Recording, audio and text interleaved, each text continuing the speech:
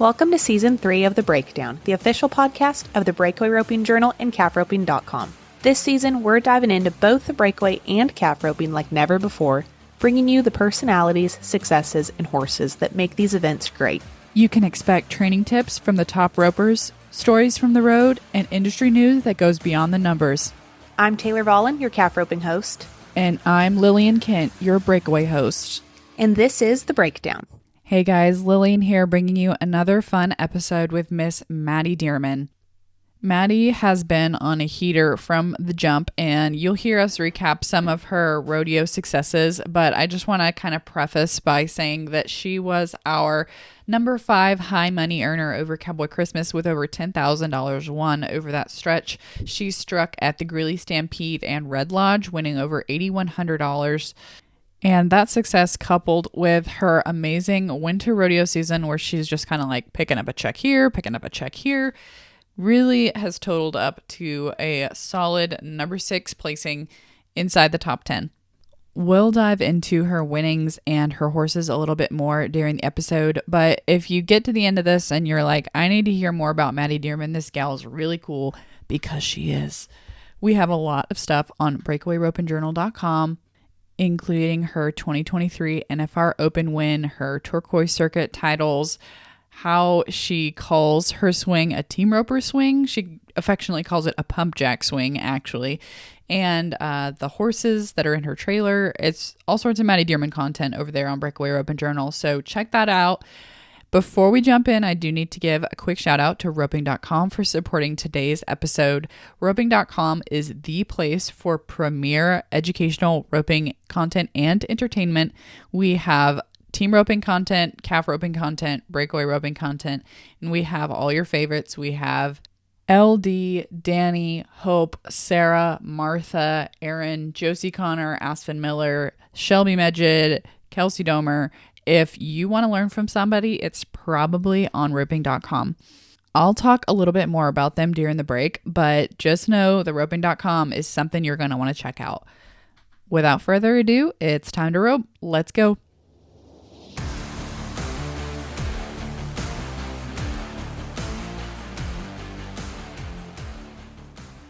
Well, good morning, Maddy. Thanks for taking some time out of your drive to Spanish Fork to talk on the breakdown this morning.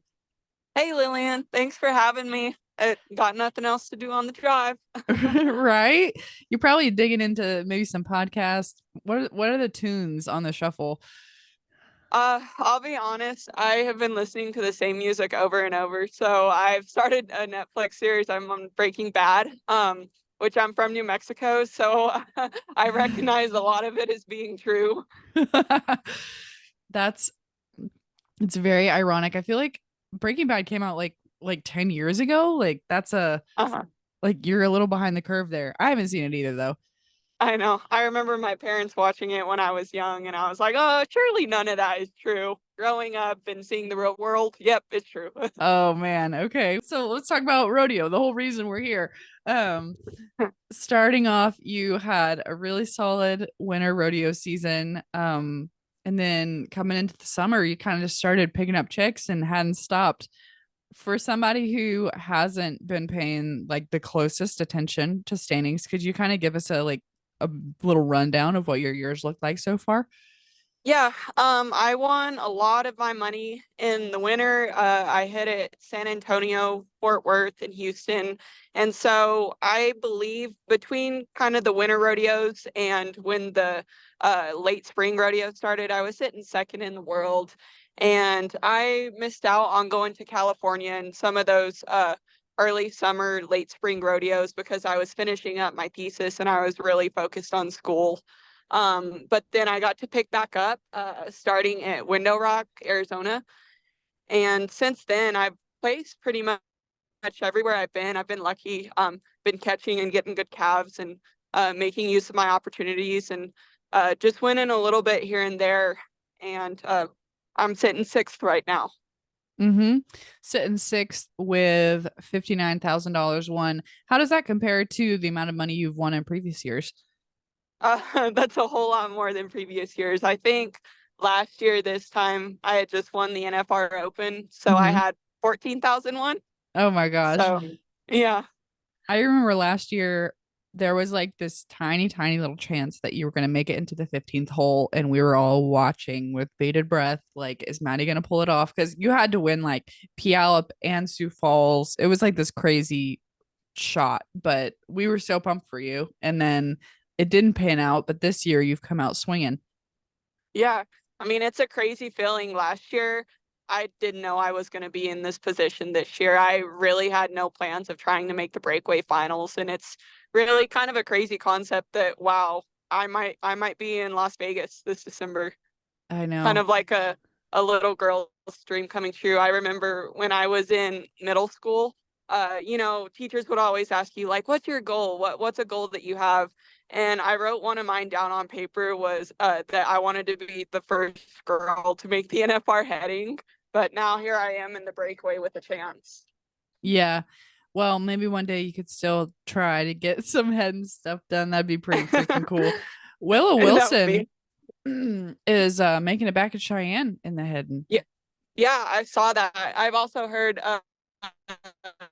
announcer say she's the only woman to ever make the finals there as well, which is pretty dang cool. Yeah. Okay. So winter was awesome. Picked back up at Window Rock. That was a circuit rodeo for you, wasn't it? Yep, it was. Okay. I actually didn't do any good at Window Rock. I top knotted there, but that was the first one I left home for. So Oh, okay.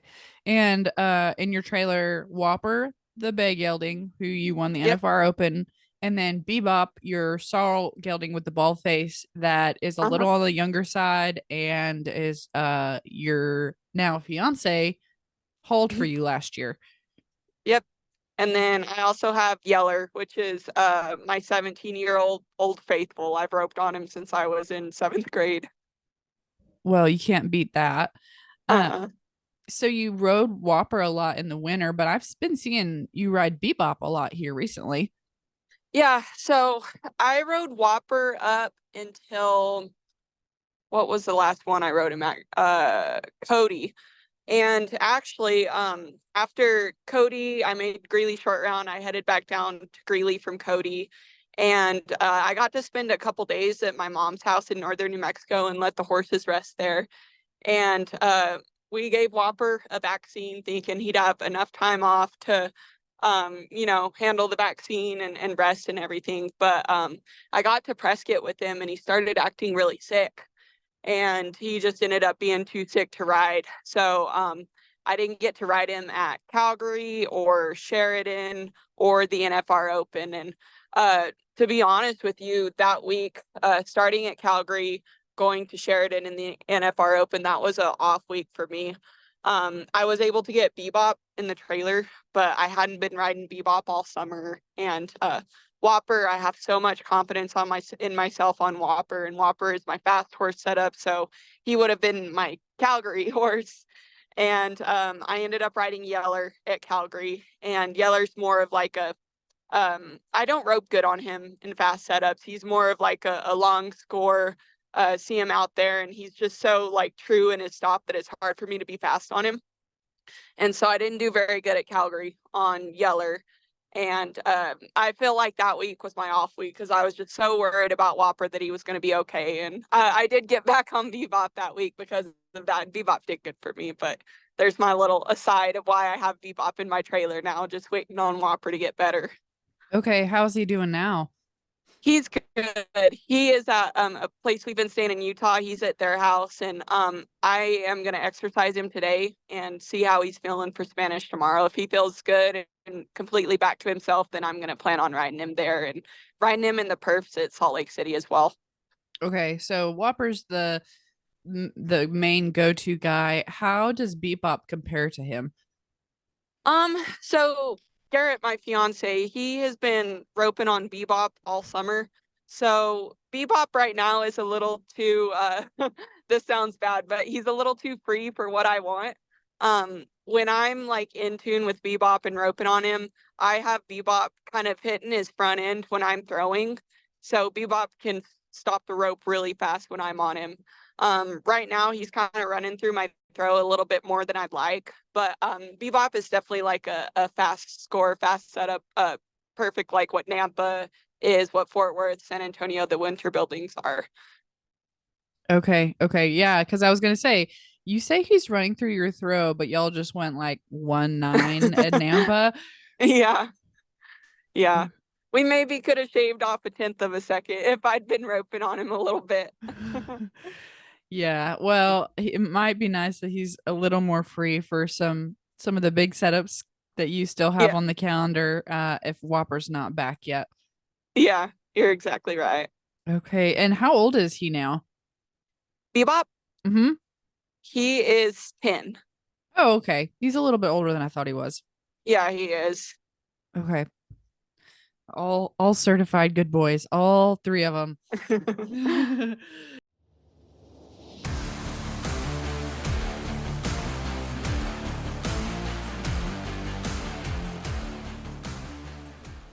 Okay, we're going to take a quick break from this episode to talk to you about roping.com. As I mentioned in the intro, roping.com is the premier place for breakaway roping education and entertainment. I'm just scrolling the website here. On the first page, we have box work and scoring, practice sessions with everything from finished horses to green horses. You get to see all the pros' gear, their favorite bits, reins, ropes, how they set up their Hondas for practice. We've got mental game with LD, can't beat that. Breakaway horsemanship, positioning, swing and delivery, dummy drills, fundamentals, first swing secrets. I could go on and on. That's just the first page on the breakaway roping section of roping.com. So if you haven't checked out roping.com, I don't know where you've been. You've been under a rock or something. We got a 3-day free trial. You can check it out, see if it's for you, dig into all the content. And if you've got a calf roper or team roper in your life, there's plenty on there for them to dig into as well. We do a ton of live streams on roping.com, and then we also release footage from rodeo video, including the Mo Bettas, Spicer Grips, and Wildfires. So I don't know what you're waiting for. You better get over there and check out roping.com. We got a whole dedicated team really passionate about bringing you the best roping content in the game, and they do a dang good job. Thank you again for roping.com for supporting this episode of The Breakdown. Now let's jump back in.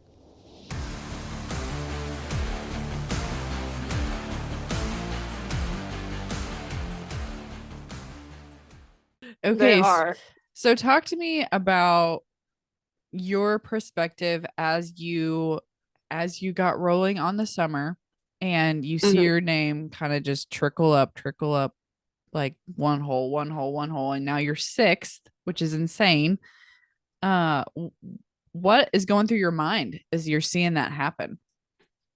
Well, a part of me is like, wow, I've placed a lot of places and I've won a lot of money. And it feels like I've stayed in the 6th spot for a long time. I'm sitting right behind Josie Connor right now, and oh my gosh, Josie is winning everywhere she goes. And it seems like all of the girls above me are just winning everywhere you go. And so I guess I'm getting this perspective that like sitting in the standings isn't about winning every single rodeo you go to. It's more so about placing and being consistent everywhere you go. That is so interesting because, like you said, it to us, we're like, wow, they're doing it. They're in these standings. They're winning money. Like to me, I'm seeing it with this like kind of upwards trend. But to you, it's like you're almost treading water because everybody's winning. Everybody's doing good. And you're like, I'm staying with them. I'm in the pack. Like literally just like clawing for position, basically. Yeah. And I've kind of had to make some adjustments because of it. Like Salt Lake City, the first 2 rounds, I was at the beginning, and luckily I was able to make a good run on my calf, and I had a time. And then the rest of the first round, I saw that it kind of fell apart. Like there were a lot of misses, and it was clearly going to be a situation where if you make it back, you're probably just going to have 2 caught, nothing fast or nothing fancy. And so I kind of adjusted for that accordingly on my second run, rather than like push the barrier and go out and try to win the round. I just caught, I just wanted to make it back to the qualifying rounds. I didn't try to win anything. So I guess you can kind of apply that elsewhere. Like rather than go take a risk and try to win something, maybe it's a little smarter to place and put yourself in a better position for the next round. I know, and it's so hard because everything's so fast because you're like, if I just rope safe and rope smart, where am I going to end up in the money? Yeah. Yeah. And it's so tough nowadays. Like Salinas, I roped at Salinas on the 19th, and it was my first time roping there, and it was new for me and new for Yeller.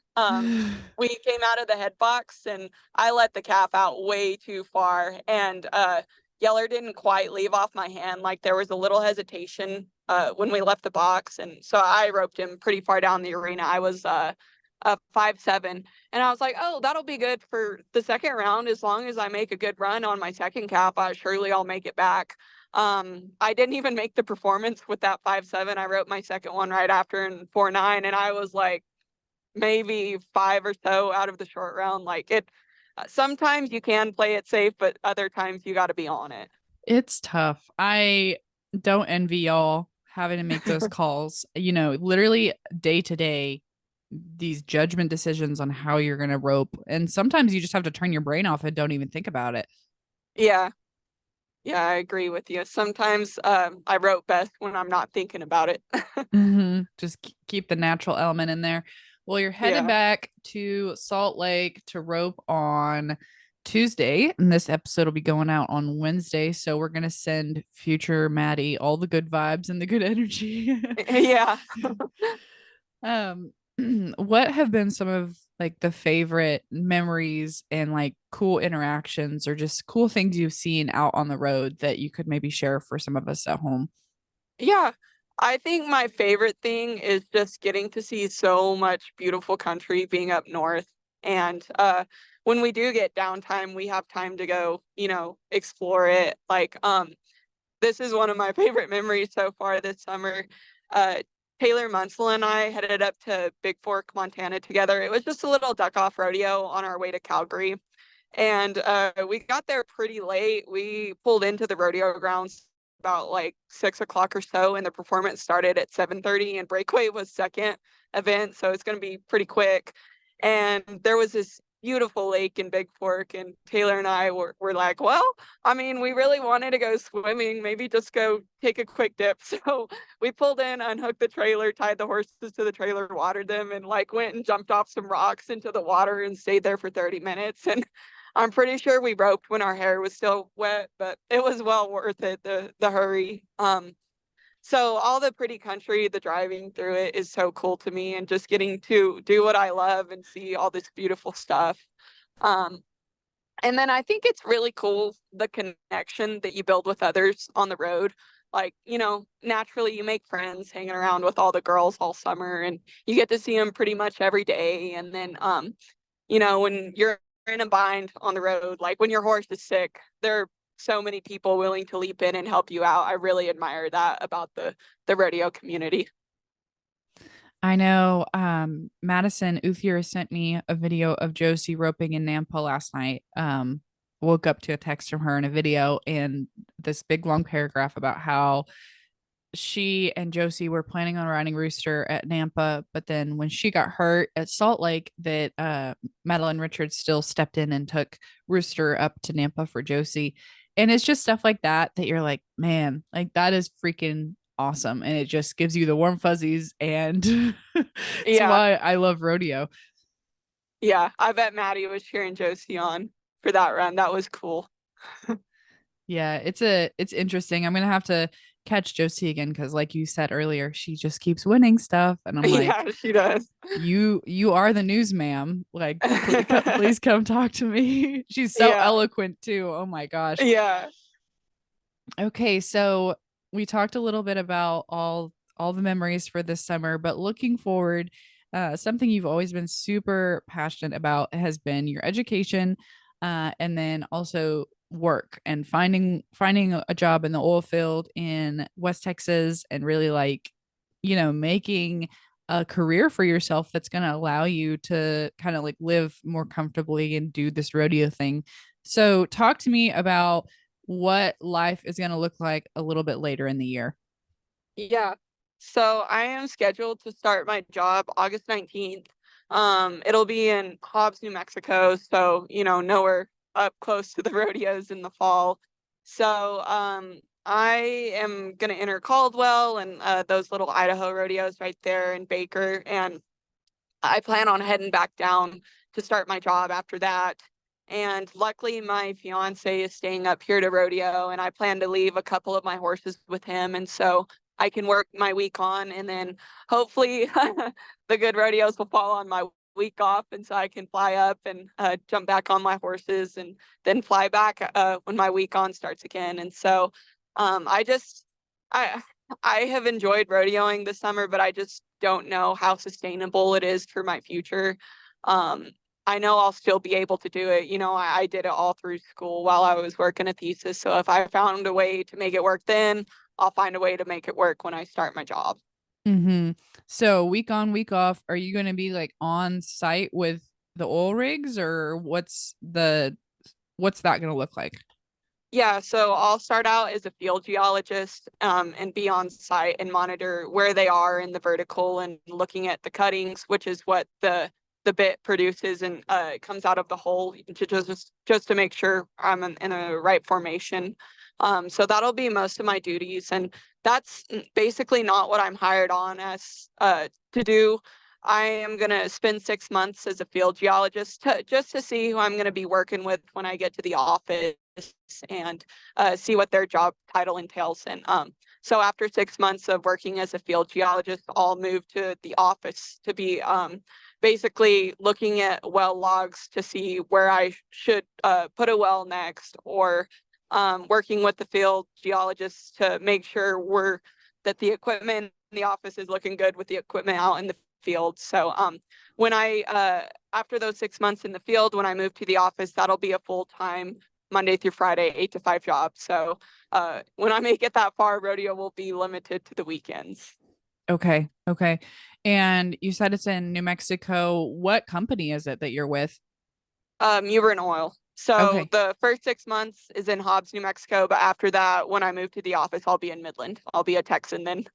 Okay. Okay. Well, I'm really glad that Garrett's going to be out there for these kind of the end of this rodeo season. What has his rodeo season looked like this far? It started out slow, but he's had a great past 2 or 3 weeks.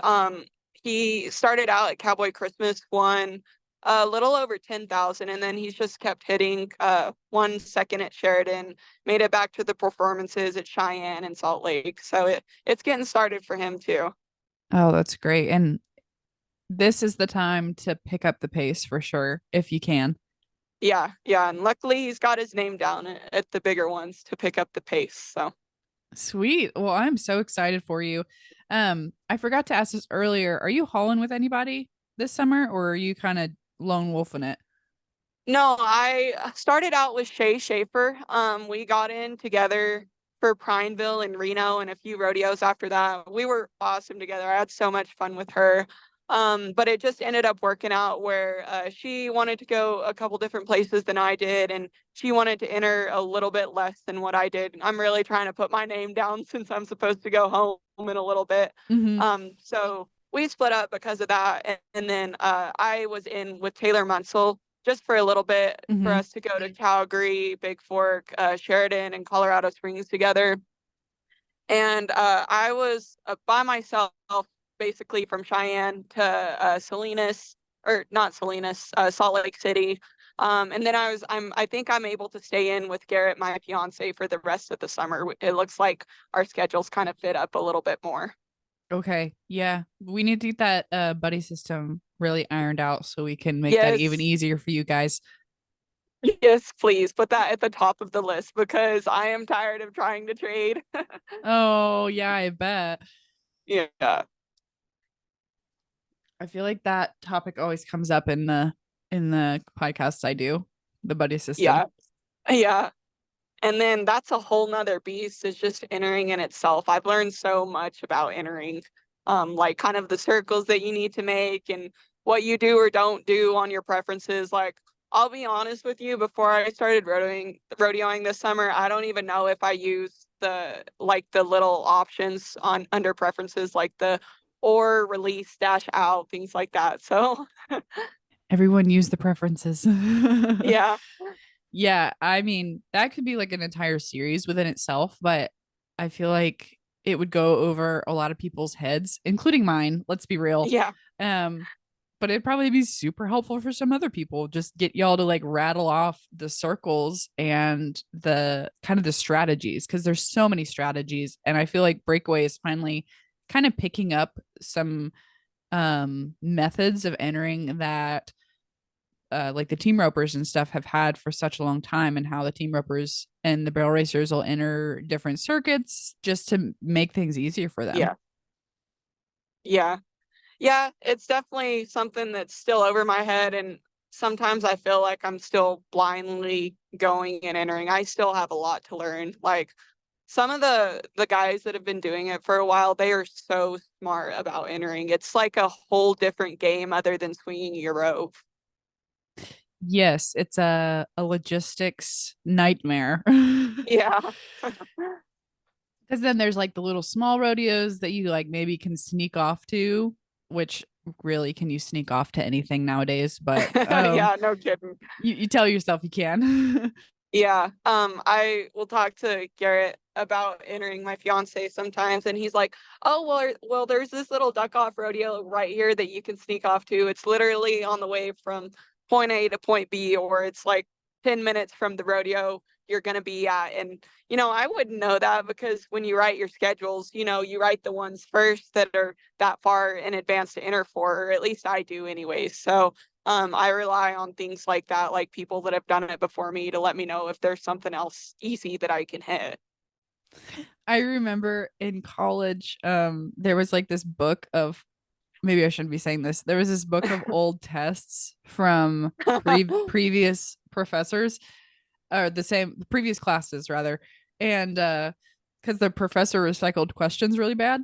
And it was like this big thing to get this binder that Yeah. had all the old tests. And that's essentially what y'all are doing is Well, if you find a big binder full of the rodeo cheat sheets, will you call me first? I can put you at the top of the list. Yeah. Yeah, is great. Okay, well, best of luck to you, and we will be catching you on the next time you win. Thanks, Lillian. Okay, I will let you go. Drive safe. All right, sounds good. Bye. Bye. Another great interview with Miss Maddy Deerman, talking about all things ProRodeo. As I am recording this outro, I'm looking at the WPRA World Standings, and Maddy is sitting number 6 in the world with $65,000 won and only 25 rodeos, which is by far the lowest rodeo count in the top 10. The next lowest counts are Ricky Fanning at number 13 with 27 rodeos. And then we have Sarah Angeloni with 25. And Joey Williams with 18, a little bit further down the list. So definitely impressive that she's rounded up that much money in that few rodeos. And we'll have to see what she has in store for us next. Thanks for tuning in to this episode of The Breakdown. And thank you again to roping.com for supporting this episode. We will catch you guys next week with another tie down breakdown. And then I will be back with you in 2 weeks with another breakaway breakdown. All right, guys, catch you next time.